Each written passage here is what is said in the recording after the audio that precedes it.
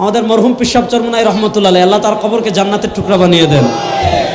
ওনার একজন মুরিদ ছিলেন, ওনার ইন্তেকালের 2-3 ঘন্টা আগ থেকে হঠাৎ তার ছেলে বলতেছে, আব্বা আপনার মরহুম পিসাব চরমুনাই রহমতুল্লাহ মুরিদ আর পিসাব চরমুনাই রহমতুল্লাহ বলছে না যে জবানকে সবসময় জিকিরে রাখতে হবে, এটা বলছে আল্লাহর মুখ থেকে লা ইলাহা ইল্লাল্লাহ জিকির চালু হয়ে গেছে।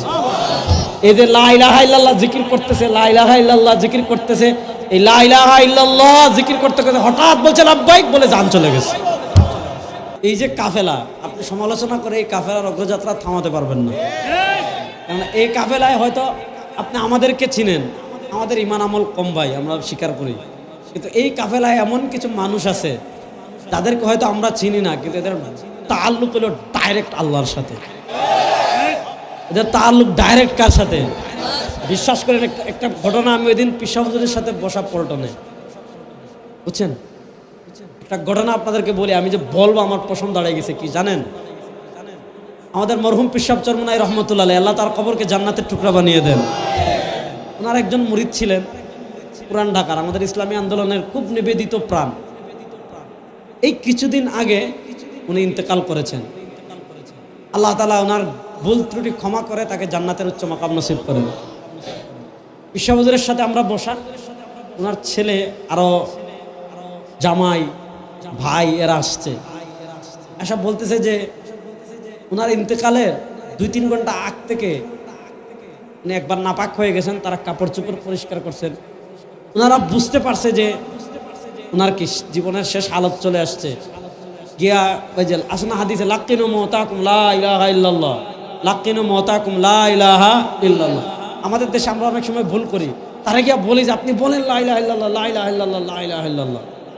ও কানে গিয়া তালকিন করতেছে লা ইলাহা ইল্লাল্লাহ, লা ইলাহা ইল্লাল্লাহ, উনি কিছুই বলতেছে না।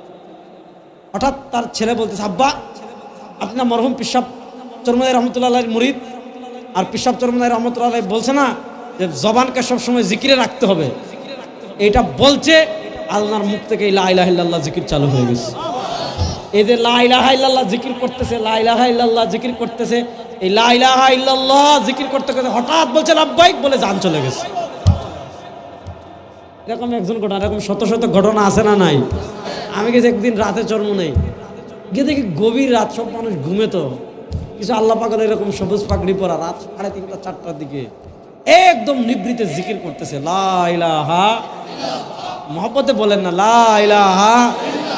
এরকম শত শত নিবেদিত প্রাণ মুখলিস মানুষ আছে এই কাফেলায়। সুতরাং এই কাফেলার পথ চলা, আপনি যত ষড়যন্ত্র করেন, যেই বাতি আল্লাহ জ্বালায়, শত ষড়যন্ত্র করে ওই বাতি দুনিয়ার কেউ নিভাতে পারবে না।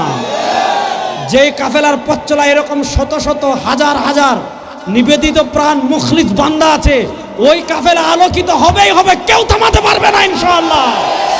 প্রস্তুত আছেন তো আমার কাফেলার ভাইরা? ইনশাআল্লাহ বাংলাদেশের শরিয়া বিজয় না করা পর্যন্ত, দিন পরিপূর্ণ প্রতিষ্ঠা না করা পর্যন্ত প্রস্তুত আছেন তো ইনশাআল্লাহ?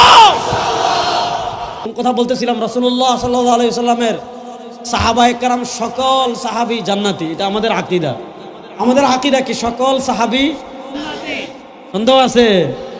এবার শুনেন, ইসলামের জঘন্য দুশমন শিয়া রাফিজি